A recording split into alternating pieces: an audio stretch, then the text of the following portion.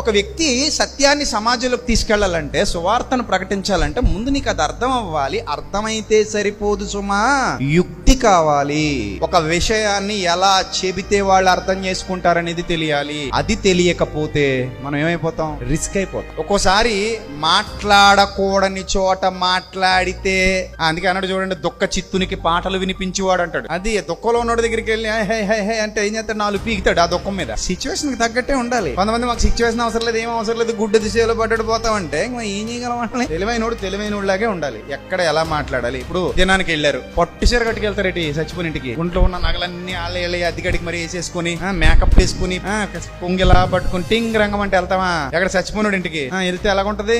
అని ఉమ్మ వస్తారు. వెళ్ళింది ఈ శరీరమే, కానీ ఆ శరీరం మీద వేసుకున్న వస్త్రధారణ అక్కడ సూటబుల్ కాదు. అందుకే చూడండి, ఎవరైనా చచ్చిపోయిన ఇంటికి వెళ్ళేటప్పుడు కొంచెం మామూలు చీర, పెద్ద అందంగా ఉండకూడదు. అస్సలు బట్టలు